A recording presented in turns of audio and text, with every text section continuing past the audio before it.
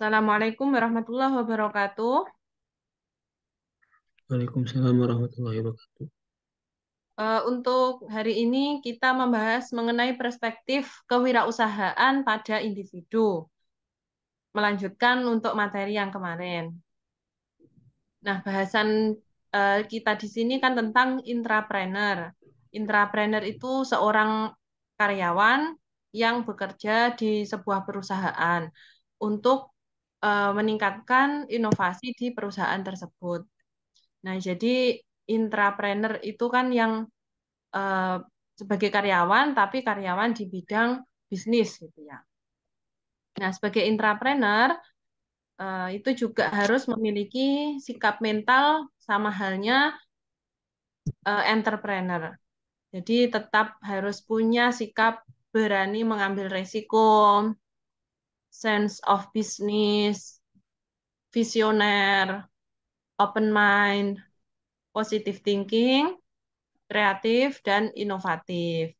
Nah, jadi kalau mau membuka bisnis, baik itu intrapreneur atau entrepreneur, itu harus punya sikap berani mengambil resiko.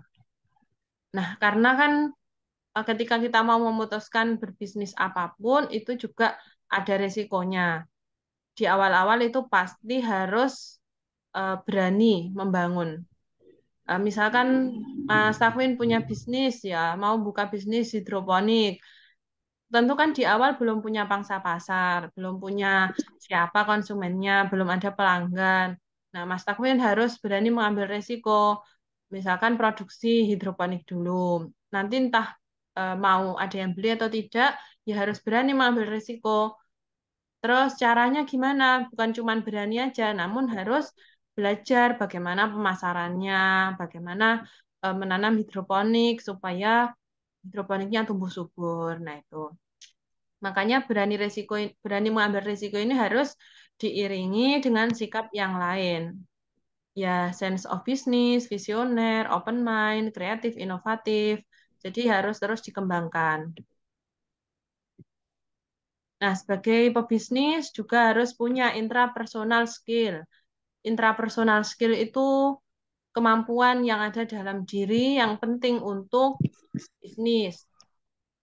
Seperti change management, manajemen perubahan, stress management, manajemen stres. Jadi kalau seorang pebisnis itu meskipun ada banyak pekerjaan, terus tugasnya banyak, itu harus berusaha untuk stress management. Bagaimana bisa mengatur proses produksi, proses marketing, proses penjualan, dan sebagainya. Lalu yang penting juga time management, mengatur waktu. Misalkan Mas Takwin sekarang masih kuliah, nah bagaimana mengatur waktu untuk perkuliahan? Ada bisnis, bagaimana mengatur bisnis? Mengatur waktu antara kuliah, bisnis, gitu. Lalu creative thinking proses, proses berpikir kreatif, ide-ide segar untuk terus dikembangkan. Lalu goal setting and life purposes, em, mengatur tujuan dan juga tujuan hidup. Jadi sebenarnya bisnis yang kita lakukan itu kan goal besarnya adalah tujuan hidup kita. Misalkan nanti Mas Akwin tahun 2040 menjadi pebisnis besar hidroponik, maka goal settingnya untuk saat ini mulai berbisnis hidroponik kecil-kecilan gitu misalkan. Lalu yang selanjutnya accelerated learning technique. Jadi terus ada akselerasi teknik untuk belajar.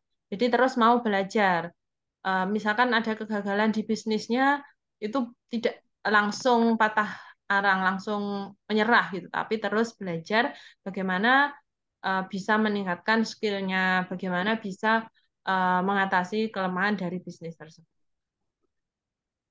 Selanjutnya juga dibutuhkan interpersonal skill, meliputi ini ya, interpersonal skill itu berarti kan kemampuan yang berhubungan dengan orang lain. Jadi interpersonal. Jadi kemampuannya itu bukan hanya di dalam diri, tapi interpersonal dengan orang lain juga. Meliputi communication skill, jadi harus bisa mengkomunikasikan bisnisnya. Relationship, bagaimana hubungan dengan partner bisnis. Motivation skill, leadership, Leadership itu berarti kepemimpinan. Self marketing skill. Jadi kalau menjadi pebisnis itu juga harus bisa marketing ya. Marketing itu pemasaran, pemasaran produk dan juga pemasaran secara individu. Jadi kan kadang ada orang itu yang mau membeli produk kita itu karena pemilik bisnisnya ya, bukan semata-mata karena produknya. Kayak oh yang punya bisnis orang ini ya, saya yakin kalau produk dari orang ini bagus misalkan seperti itu. Selanjutnya negotiation skill, kemampuan untuk bernegosiasi. Ini biasanya kalau misal mau mencari suntikan dana dari investor gitu harus bisa negosiasi. Lalu presentation skill. Presentation skill itu mempresentasikan, jadi mempresentasikan bisnisnya di hadapan para investor atau orang-orang yang mau membantu bisnis kita atau ke konsumen. Jadi presentasikan bahwasanya bisnis kita itu bagus, bisnis kita itu seperti ini. Biasanya pakai ini pitch deck. Lalu public speaking. Public speaking itu ya hampir sama dengan communication ya. Jadi bagaimana cara kita berbicara ke konsumen, bagaimana berbicara ke rekan bisnis, ke calon pembeli, lalu ke investor, itu juga memerlukan public speaking skill.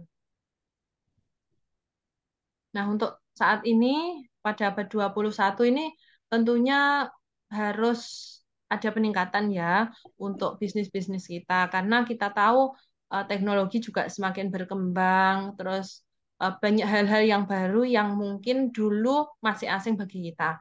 Seperti yang saat ini tuh yang viral kan AI itu, teknologi AI. Nah, bagaimana dengan teknologi tersebut kita bisa itu terus mengembangkan bisnis kita juga terus banyak media sosial yang berkembang kayak misal TikTok, IG dan sebagainya. Lalu marketplace juga terus berkembang.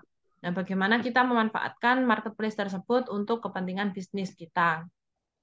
Nah, maka untuk mencapai kemampuan wirausaha di abad 21, maka kita juga harus berusaha mengenal dan mengambil keuntungan dari kesempatan. Jadi kan kesempatan itu banyak, tapi kan tidak semua orang bisa dan mau mengambil kesempatan tersebut. Maka kita harus berusaha mengenal dan mengambil jika ada kesempatan. Banyak akal, maksudnya itu berarti idenya banyak untuk pengembangan bisnisnya. Hampir sama dengan kreatif ya, kreativitas. Jadi punya kreativitas, bagaimana idenya itu bisa diterima oleh banyak orang, masih ada sisi keunikan dibandingkan ide di bisnis yang lain. Lalu penghayal, pemikir mandiri, ini hampir sama sebenarnya ya. Jadi kan ide itu kan hasil dari pemikiran kita, yang pastinya kita kaitkan dengan teori sebelumnya, pengalaman orang lain. Nah, itu yang terus kita kembangkan. Lalu juga harus bekerja keras.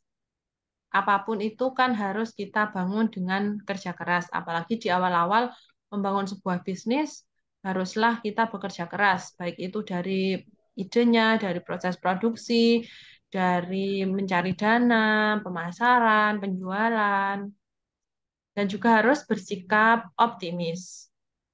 Ini hampir sama dengan tadi ya, bersikap optimis, lalu penemu sesuatu yang baru, berarti inovatif, mampu mengambil risiko, dan juga memiliki leadership yang baik. Nah, ini beberapa karakteristik untuk wirausaha abad 21. Jadi di abad 21 ini ada plus minusnya ya. Plusnya itu kan lebih mudah ya segala akses ke internet, ke info-info tentang bisnis itu banyak.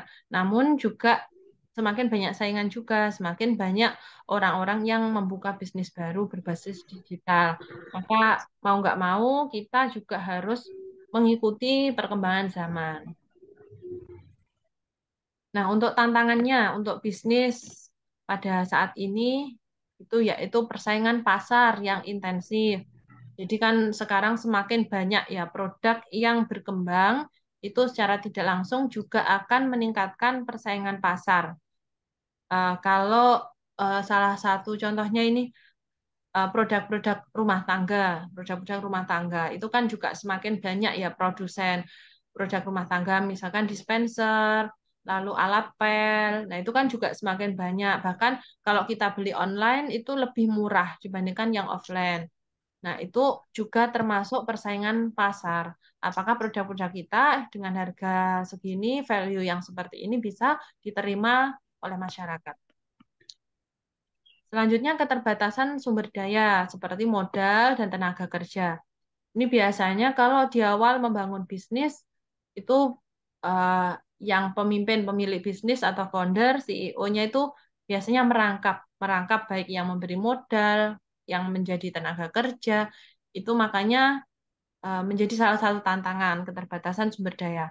Kalau misal mau mengambil orang lain sebagai tenaga kerja atau mau mengambil dana dari investor sebagai modal itu juga butuh effort. Jadi biasanya kalau awal-awal membangun itu foundernya yang harus lebih banyak memberikan waktu untuk bisnis tersebut. Selanjutnya, regulasi pemerintah dan birokrasi. Itu kan seringkali ya untuk regulasi pemerintah itu berubah-ubah. Misalkan ya kita sebagai penjual beras misalkan. Eh, Beras itu kan harganya juga apa ya kadang naik kadang turun gitu tapi ya cenderung nggak naik-naik yang tinggi gitu ya, sekitar 11.000, 12.000 gitu ya. Nah, regulasi pemerintah juga menentukan hal ini, misalkan ketika pemerintah itu melakukan impor beras. Nah, itu pasti kan nanti jumlahnya beras di dalam negeri semakin banyak, akhirnya terjadi penurunan harga beras. Itu sebagai contohnya. Lalu masalah keuangan seperti arus kas negatif. Ini terjadi apabila hasil penjualan produk kita itu minus dalam artian belum bisa menutupi modal. Mungkin belum terjual semuanya atau harganya turun, akhirnya arus kasnya negatif. Lalu ini untuk penjelasan cara mengatasinya. Yang pertama, menyusun rencana bisnis yang matang. Jadi rencana bisnis itu biasanya disusun selama ini setahun, lalu dirinci secara bulanan seperti apa. Jadi sudah jelas rencana bisnis yang mau dilakukan step by step-nya seperti apa. Lalu manfaatkan jaringan dan mentoring. Jadi untuk bisnis itu kalau misal kita belum mampu itu perlu ya untuk mencari jaringan dan mentoring yang sebanyak-banyaknya. Tujuannya apa? Yaitu untuk membantu kita, mengarahkan kita supaya bisnis kita itu sesuai dengan rencana bisnis yang kita jalankan. Jadi kan mentor itu tugasnya mengarahkan, menasihati, supaya bisnis kita itu bisa berjalan dengan optimal. Lalu berinovasi untuk mengatasi masalah tertentu. Jadi kalau misalkan permasalahannya itu karena produknya kurang diterima masyarakat, produknya jelek, misalkan cepat basi atau cepat rusak, nah itu maka seorang pebisnis harus terus berinovasi. Dan juga sebagai leadership harus terus meningkatkan kemampuan manajerial dan kepemimpinan. Nah, kalau untuk keberlanjutan bisnis, maka kita juga harus berlatih mengelola keuangan dengan bijak. Jadi harus tercatat ya keuangan kan udah kalian pelajari ya di mata kuliah yang dengan Bu Hani itu kan tentang akuntansi keuangan itu makanya dalam bisnis juga perlu pengelolaan keuangan dengan bijak. Dalam artian enggak biar pengeluaran itu bisa dikelola dengan baik supaya nanti hasil penjualan produk itu bisa menutupi modal awal. Lalu diversifikasi produk atau layanan. Diversifikasi produk itu berarti kalau sudah produknya berjalan dengan baik, sudah diterima oleh masyarakat, maka perlu perluasan, perlu pembuatan produk-produk baru supaya bisnis kita juga terus meningkat. Lalu menumbuhkan pangsa pasar. Jadi ini perlunya marketing, pemasaran. Kalian juga sudah belajar ya di mata kuliah pemasaran ya. Jadi bagaimana bisnis kita itu bisa terus meningkat, yaitu caranya dengan meningkatkan pangsa pasar. Bagaimana menarik konsumen supaya bisnis kita bisa banyak diminati dan dibeli oleh konsumen. dan juga membangun hubungan jangka panjang dengan pelanggan. Dalam artian, mungkin di awal-awal ya bisnis kita itu bagus marketingnya. Namun kalau misalkan mungkin kalau misal Mas Takwin bisnis hidroponik tadi ya, ternyata kok sayurnya nggak terlalu bagus kualitasnya, itu nggak akan bisa membangun hubungan jangka panjang dengan pelanggan. Dalam artian pelanggan kapok membeli produk karena produknya kok jelek gitu ya. Makanya kita harus komitmen untuk menjaga kualitas produk supaya produk tetap bagus, pelanggan bisa tetap kembali membeli produk kita. Sudah yakin dengan produk yang kita jual. Nah, untuk membangun bisnis itu tentunya tidak langsung berhasil gitu ya. Pasti ada gagalnya dulu. Nah, maka kalau misal kita ada kegagalan, kita harus mengakui pentingnya belajar dari kegagalan. Jadi kita harus yakin kalau kegagalan itu ya hal yang niscaya terjadi di dalam bisnis. Pasti ada gitu ya. Makanya harus belajar. Dan terus tekun, ulet, menghadapi rintangan. Jadi kita harus mau ulet, tekun, tidak pesimis menghadapi kegagalan, dan berusaha melihat tokoh-tokoh inspiratif ya. Tokoh inspiratif yang bangkit dari kegagalan. Kan banyak ya tokoh-tokoh inspiratif yang dulunya bisnisnya gagal. Oh, ternyata setelah belajar, setelah mau mengevaluasi bisnisnya, bisa berhasil. Jadi ya harus berusaha belajar dari kegagalan. Ini untuk materi hari ini, Mas Takwin. Silakan jika ada yang ingin ditanyakan.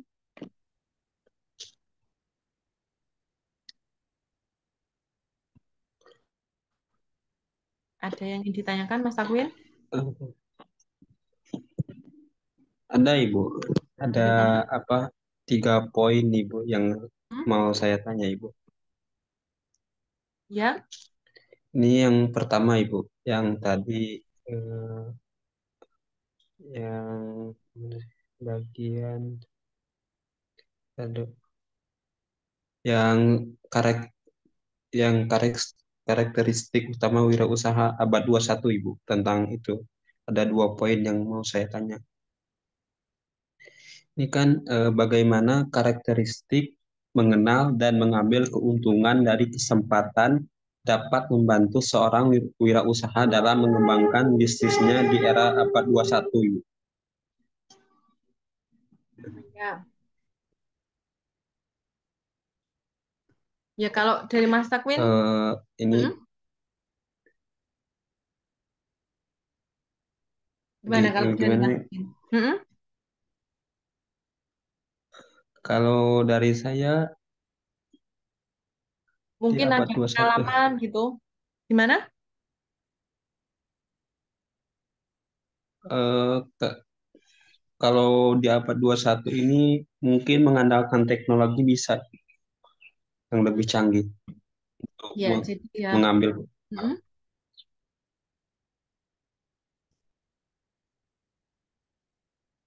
Nah, ini ya jadi ini ya untuk yang sekarang di abad 21 itu kan dikenal dengan teknologi yang semakin berkembang ya.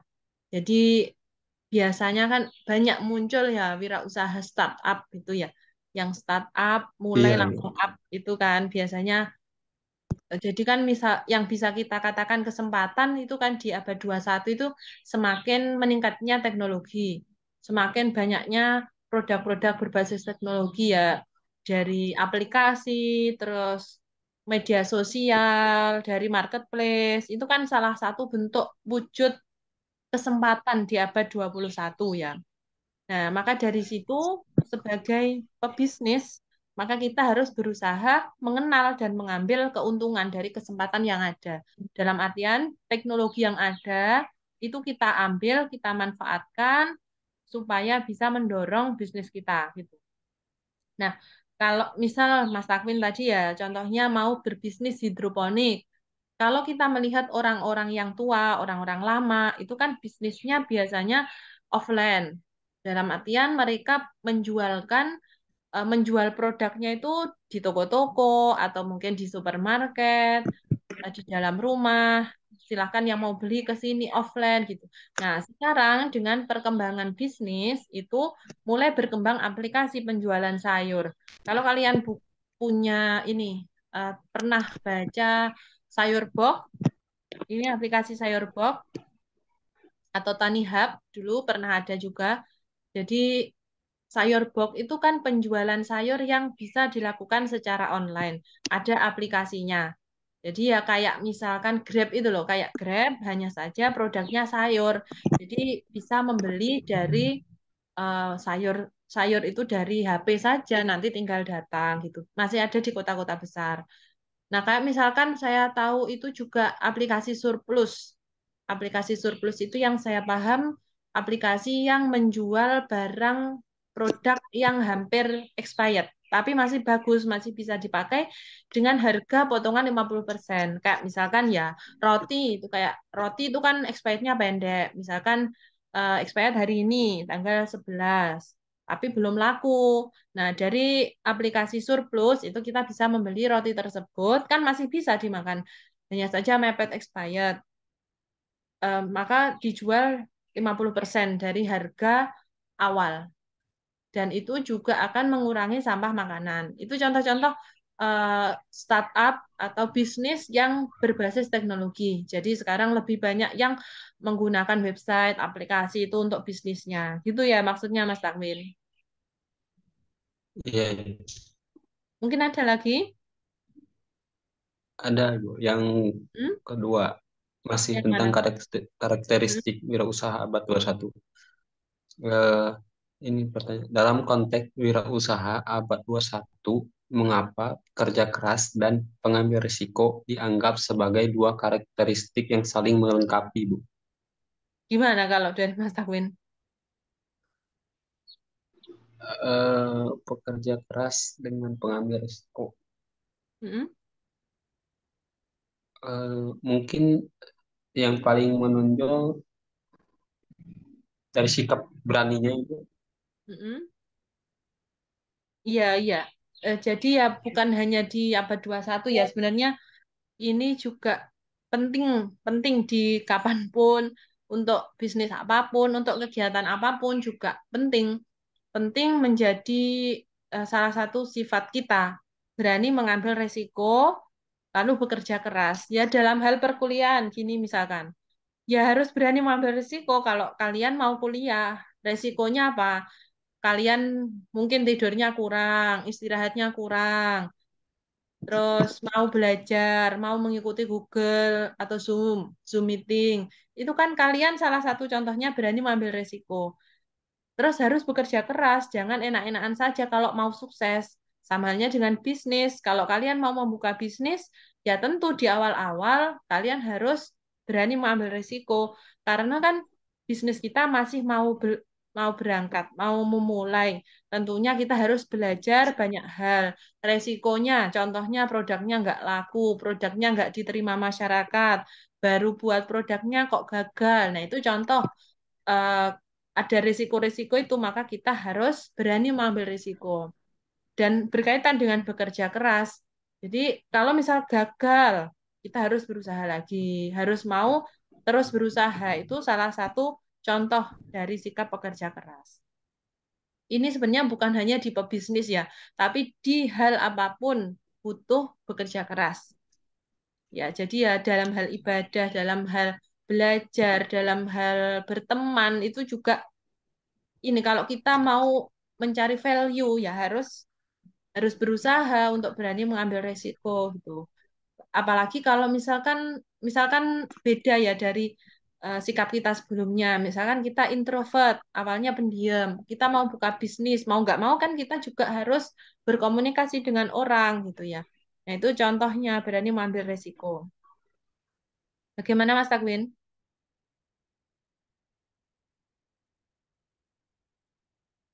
Ini waktunya tinggal 1 menit, Mas. Ada yang lain?